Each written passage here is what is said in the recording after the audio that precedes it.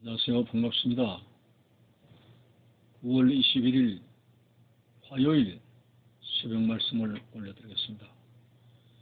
마태복음 8장 5절에서 10절입니다. 예수께서 가버나움에 들어가시니 한 백부장이 나와 간구하여 이르되 주여, 내 하인이 중풍병으로 집에 누워 몹시 괴로워하나이다. 이르시되 내가 가서 고쳐주리라. 백부장이 대답하여 이르되 주여, 내 집에 들어오심을 나는 감당하지 못하겠사오니 다만 말씀으로만 하옵소서. 그러면 내 하인이 낫겠사옵나이다. 나도 남의 수하에 있는 사람이요 내 아래에도 군사가 있으니 이들을 가라 하면 가고 저들을 오라 하면 오고 내 종도로 이것을 하라 하면 하나이다. 예수께서 들으시고 놀랍게 여겨 따르는 자들에게 이르시되 내가 진실로 너희에게 이르노니 이스라엘 중 아무에게도 이만한 믿음을 보지 못하였노라. 아멘. 백부장의 믿음은 대단한 것이었습니다. 예수님께서는 이 믿음을 소중하게 생각했습니다. 오늘 말씀을 몇 가지로 나누어서 생각해 보겠습니다. 첫째, 백부장의 말씀 중심의 믿음이 보입니다. 예수님, 내 하인을 고쳐달라고 하시면서 그래, 가자. 주님이 응답이 내렸습니다. 그럴 때에 이 백부장은 아닙니다. 하나님의 아들 예수님이 우리 같은 천한 누추한 집에 들어오심을 감당할 수가 없습니다. 특별히 이 백부장은 유대인들의 개념에 따라서 이방인들은 개라고 하는 사실을 인정하고 어떻게 개 같은 이방인의 집에 주님이 오실 수 있습니까? 라는 말로 예수님을 자신의 집에 모시는 것을 거절하면서 이 자리에서 말씀하시면은 내 하인이 낫길 믿습니다.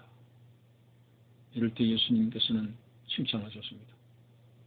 이스라엘 중에 많은 사람을 만났지만은 이만한 믿음을 만나보지 못하였노라고 백부장의 믿음을 칭찬했습니다. 대단한 것이었습니다. 만져보지도 않고 안수하지도 아니하고 오직 그 자리에서 말씀만 떨어지면 주님의 권능이 나타난다는 그 귀한 믿음이 오늘 우리가 심히 본받아야 될 것입니다. 눈에는 아무것도 보이지 않고 귀에는 아무런 소리가 들리지 않아도 육신육군의 하나님의 특별 계시의 말씀에 근거하여 하나님께 나아가는 이 믿음이야말로 하나님을 기쁘시게 하는 믿음입니다. 우리의 믿음은 전능하신 그리고 신실하신 말씀에 근거를 하고 있기 때문에 결코 미신이나 맹신이 아닙니다. 정확한 믿음입니다. 하나님의 말씀에 근거한 믿음. 오늘 말씀 중심의 믿음이야말로 여러 가지 이단에 빠지지 아니하고 교만에 빠지지 아니하고 온전히 우리를 천국에 이르게 할 수 있는 징검다리가 된다는 사실 앞에서 사탄이 틈을 타도 말씀 중심의 경고에 서게 되면 사단을 물리치고 승리할 수가 있다는 것입니다. 말씀 중심의 믿음입니다. 두 번째는 백부장의 겸손을 보게 됩니다. 사실 유대인들은 이방인을 개로 보지만은 그러나 유대인들은 로마의 속국입니다.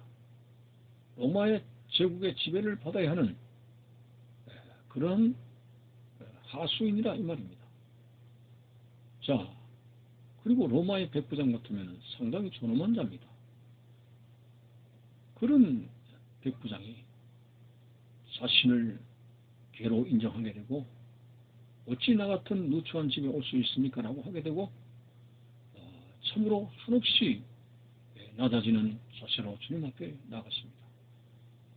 참으로 오늘 겸손이라고 하는 사실 자체가 대단히 중요합니다. 물론 우리 자신이 내가 겸손하다 이 말 자체도 어울리지 않습니다. 왜? 우리는 하나님 앞에 낮고 천한 자이기 때문에 내가 높은 자로서 낮은 자리에 처한다는 것은 겸손이지만 내 자신이 본래 낮고 천한 자이기 때문에 내가 겸손하다는 말 자체도 어울리지 않죠. 어쨌든 하나님 앞에 나갈 때는 겸허하고 낮은 자의 자세로 가야 됩니다. 자연의 흐름을 볼 때에 물은 높은 곳에서 낮은 곳으로 흐릅니다. 높은 수록, 각이 크면 클수록 낮은 곳에 물은 세차게 흐릅니다. 하나님이 은혜가 임하시는 원리가 이겁니다. 교만하고 완고하고 높은 인간의 마음에는 하나님의 은혜가 임하지 않습니다. 하나님의 은혜는 낮고 천하고 하나님 앞에서 언제나 자기의 죄인됨을 인정하는 그런 교묘한 마음바탕 위에 하나님의 긍휼이 임하시고 은혜가 임하신다는 원리를 알아야 될 것입니다. 교만은 패망의 순봉입니다. 절대로 우리 자신을 높여서는 안 됩니다. 바울도 이것을 알기 때문에 육체의 가시를 존중히 여겼습니다.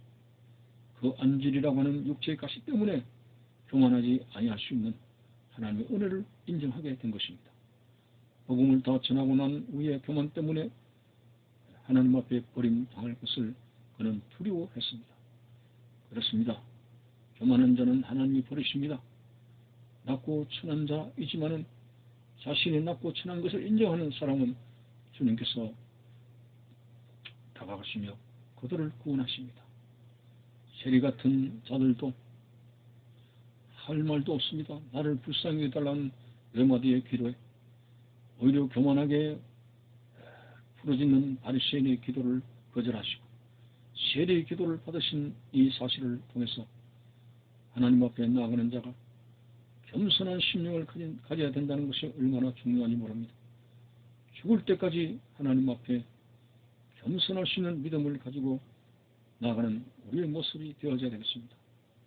그리고 오늘 마지막으로 백부장의 사건을 통해서 이 백부장은 한 사람의 그 영혼을 얼마나 사랑하는가를 볼 수가 있습니다. 당시 로마 백부장이 하인이면 별 것도 아니라고 말할 수 있습니다. 노예라고 하는 신분이 어디 사람입니까? 물론 노예는 아니지만은 어느 백부장이 하인을 그렇게 중요시합니까? 그런데 백부장은 얼마나 겸허한 마음을 가지고 부하 한 사람이라도 지극히 사랑하는 것인지 하인이 병들었을 때 만사를 제쳐놓고 직접 예수님 앞에 다가가서 자신의 하인의 병을 고쳐달라는 그런 요청을 하는 것을 볼 때 이 백부장의 심령에는 사랑이 들끓고 있었습니다. 특별히 오늘 우리 하나님의 사람들은 사랑이 있어야 됩니다. 왜? 하나님의 사랑이시기 때문에 우리가 사랑하지 아니하면은 그것은 하나님을 바로 알지 못하는 것이라고 말합니다. 하나님의 그 속성은 사랑이시기 때문에 그 사랑의 하나님을 따라서 우리가 사랑하는 자가 되지 못한다면 아직도 하나님께서 온전히 알지 못하는 자라고 하는 것입니다. 온 율법과 강령을 예수님은 두 가지로 축약을 해서 설명했습니다. 첫째는 위에 계신 하나님을 마음을 다해서 사랑하는 것이고 두 번째는 내 이웃을 내 몸과 같이 사랑하는 사랑의 세 계명이 구약시대의 모든 율법을 총괄하는 본질적인 계명이라고 말씀하실 정도로 사랑은 대단히 중요한 것이었습니다. 하나님이 죄인된 우리를 사랑하시는 것처럼 오늘도 1만 달란트의 빚을 탕감해준 하나님의 사랑을 생각하면서 형제간에 어떤 의리나 이웃간의 원수관계를 맺거나 그리고 분노에 찬 그 마음들 옳지 않습니다.